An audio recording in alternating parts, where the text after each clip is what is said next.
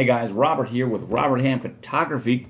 Catch me over on Twitter at RobHammPhoto. You can find me on both Facebook and YouTube at /Robert Hamm Photography. Today we're just looking at some gear I got in for my X100S, which is right here. And I want to kind of take you on a walkthrough. This box has come from Amazon. I've already opened it to speed things up. Amazon's a great place to get stuff just because well, you can get it cheap. That's really what it comes down to, and I like spending as little money as I can on photography because it can become an expensive hobby in the first place. Let's go ahead and get this fixed up for you. So one of the first things that I got for my X100S happened to have been batteries. The batteries by Fuji are about $48, and I went with a brand I hadn't heard much about called K-Star or K-Star, whatever you want to call it. These are the NP95. I bought the 4-pack for 16 bucks. This is the actual battery right here. And when you check it out, you'll notice, well, I don't have a Fuji battery to compare it to. Maybe I got one on the inside. It's not as heavy as the Fuji battery. Now, these are small batteries, so it not being as heavy as the Fuji battery means that it probably is substantially less heavy. As far as actual uses, it says I figure I'm getting about the same, if not just a little bit less, out of my shot count. I think I'm pulling in around 290 photos on a single battery, whereas with my Fuji I'm closer to around 350. So there's a 60 photo difference. But this little battery right here cost me about $5, maybe.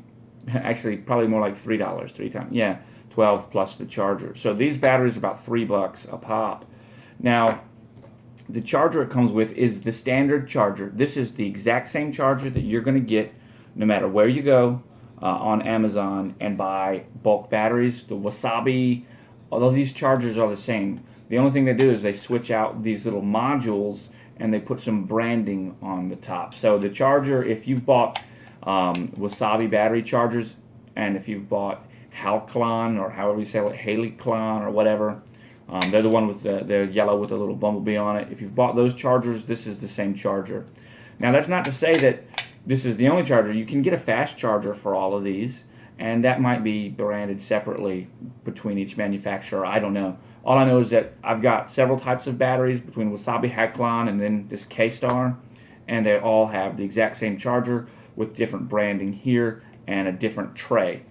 Now let's just go ahead and open it up for you just to kind of show you that the K-Star, at least they package it pretty nicely. They don't skimp on making you feel that the battery is any good. The battery comes individually packaged right here.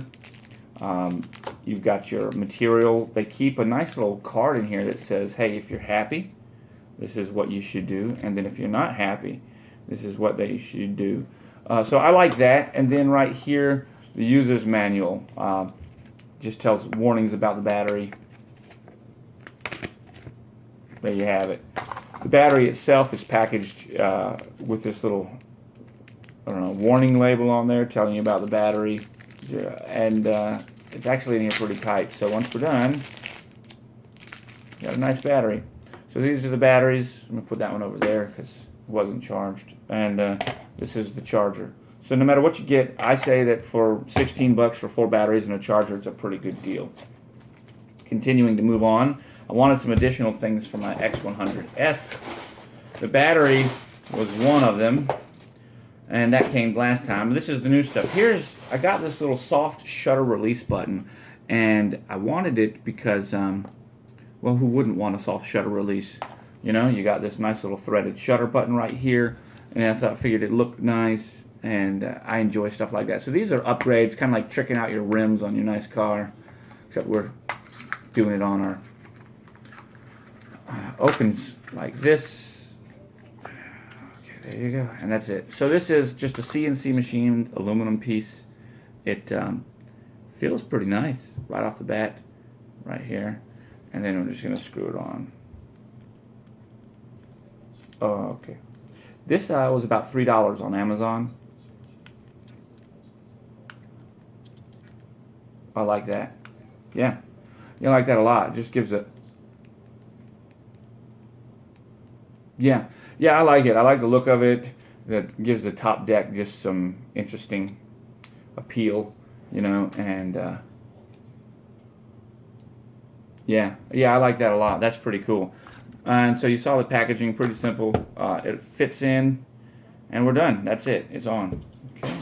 The next thing that I got was this screen protector for the back plate, the back glass of my X100S. I didn't want anything to really scratch it up, so I got this, and it comes pretty neatly packaged. They make sure that you don't open it. It's got this little thing right there, so no beast mode today. We'll just open it like that. The back of the package. I hope this one's right because it says 4:3 as a ratio instead of 3:2, and I bought the one that said for the X100S, so we'll find out real quick, won't we? This looks, yeah, it fits. So once you get it open, the package is pretty sturdily put together. The back plate tells you a little bit about the screen protector and what it's doing, and then the screen protector is this particular one right here. And I'll actually put it on at the end of the video and let you guys watch me putting it on. But it is a glass screen protector. It has 3M adhesive on the back. It also has 2 little tabs, so it's pretty straightforward as far as putting it on. And it fits the size properly. So that's what I was looking for. I'm excited about that because now I don't have to worry about scratching. Alright, so this one actually isn't for the X100S. This one right here is for me. This is the Audio-Technica ATR 3350IS. The reason that this is important is because in all of my videos I strive to continuously improve, and audio is one of the most difficult things for me for video, so I finally broke down after trying every different type of lavalier mic that I could that I would have. I even made some out of old iPod headphones or iPhone headphones, and it just didn't give me the best results. So here I am stepping up the game with a lavalier mic. Now the Audio-Technica, as you can see, it's packaged nicely. Let's give it a little look around as we're going through. It is a tip ring shield connector, and if you're going to connect it to something like an iPhone or a smartphone like a Galaxy S6 Edge, you need a converter, a tip ring shield converter, the 3-prong converter instead of the 2. And we're talking about those 2 little black rings. If you look at your smartphone headset, you'll see it's got 3 black lines or white lines. It's just got 3 lines instead of the 2 lines. It's for the tip. The middle is the ring. The base is the shield. So that's just allows that data communication to go. So we need something we need an adapter, and this one's got that adapter, and I like that. Now the Audio-Technica is pretty highly rated as far as a nice little microphone. It's an omnidirectional condenser lavalier microphone with a 20-foot cord, and that's great, so I can plug it in to my camera and walk away from it and record or whatever. But this right here, this is the adapter. The adapter that we were talking about is the one that, notice now that's got the 3 prongs compared to the 2 right there, tip ring shield compared to tip ring shield. That plugs into your phone and allows it to work in your phone. So I can record the lav straight into the phone, straight into a recording like this.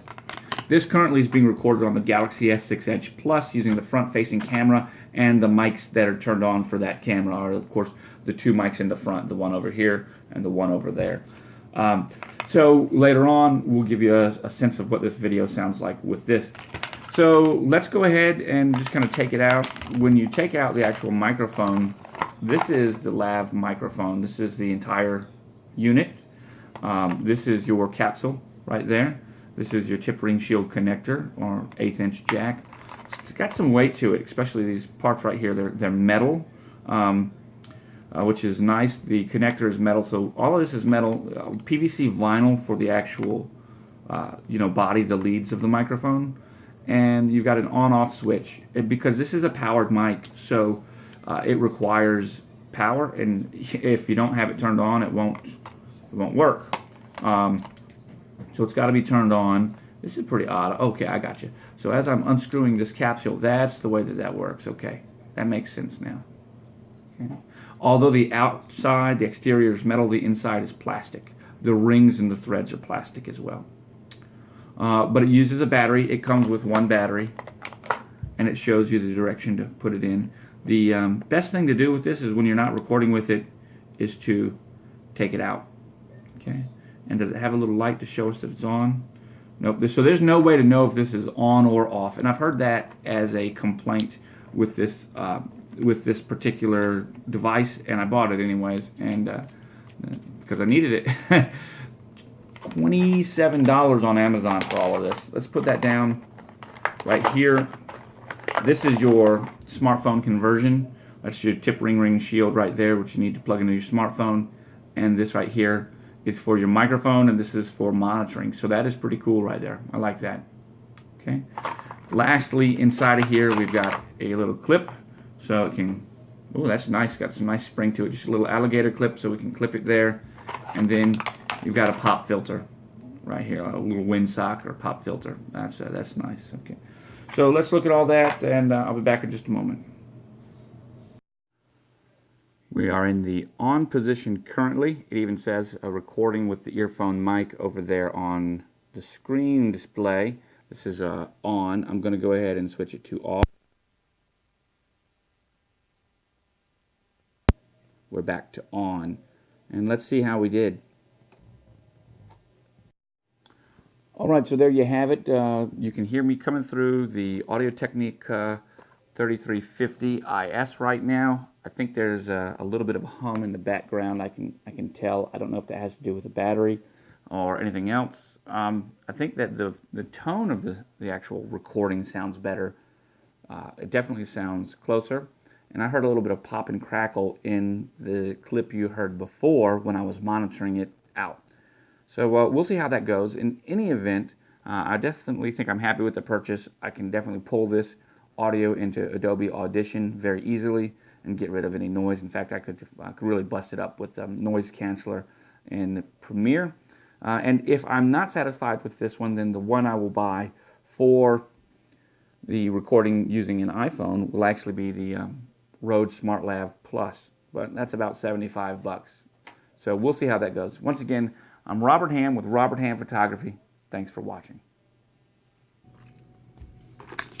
All right, so here we have it. We've kind of dusted off the screen of the X100S. As you can see, it's looking pretty nice. And we're going to go ahead and grab the adhesive side and pull across. Okay. You'll notice one of these is thicker one than the other. That's going to go on this side right here. When I apply these, I always like to do it allowing the drop method. Everything's lining up nicely. Now that I've got everything right where I want it, I'm going to push down directly in the center. Okay? And that's that. Then the last thing to do would be to pull the actual screen off, screen protector for the screen protector, and there it is. So that's a great way to put your screen protector on. Of course, I'm resting the lens of the camera on the actual lens mount, lens hood. Guys, it was that simple. Now let's make sure. Oh yeah, it looks good. Yay. I like it. I like it a lot.